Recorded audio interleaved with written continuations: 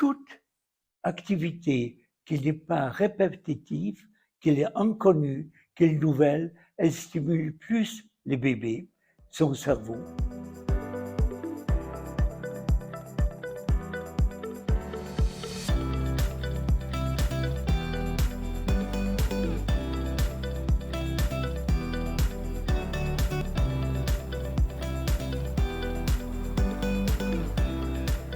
La stimulation intellectuelle de l'enfant, c'est favoriser le développement cognitif qui consiste à encourager l'enfant à penser et mémoriser.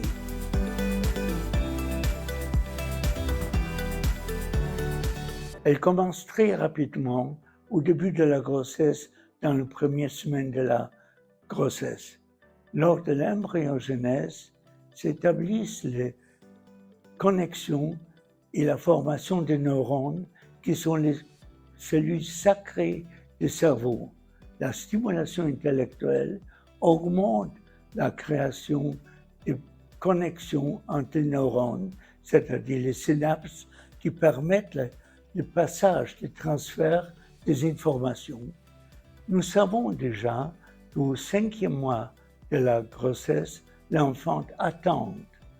Il attend le bruit du cœur de la mère, puisqu'il se baigne dans le liquide amniotique. Il attend aussi les paroles et la musique extérieure. Bien sûr, si les sons sont plus graves, il attend mieux parce que les sons plus graves traversent plus facilement par le placenta.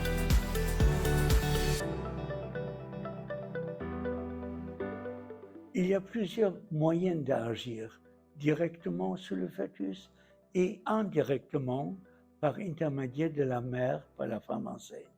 Directement sur le fœtus, on peut utiliser les paroles, la musique. Indirectement, par intermédiaire de la mère, les paroles peuvent agir aussi, mais ils déclenchent les émotions et ces émotions peuvent agir sur le cerveau du bébé. La même chose se passe avec le toucher de la mère, de la femme enceinte. Si un proche touche la femme enceinte, elle déclenche les émotions qui sont transférées dans le bébé. Il y a aussi une autre façon d'agir par la lecture que la femme enceinte choisit. Elle doit choisir une lecture inconnue, plus dure, pour faire des efforts intellectuels qui provoquent le passage de cet effort sur le cerveau du bébé. Toute activité qui n'est pas répétitive, qui est inconnue, qui est nouvelle, elle stimule plus le bébé, son cerveau. Nos recherches avec mes confrères nous ont permis de faire un symposium international à l'UNESCO pour démontrer l'importance de la stimulation bien avant la naissance. Après la naissance, nous ne devons pas oublier que jusqu'à l'âge de 3 ans, c'est la période la plus essentielle pour stimuler l'enfant. Nous ne devons pas stimuler beaucoup trop. La surcharge de stimulation provoque une anxiété, la peur, même la colère du bébé. Il doit se reposer.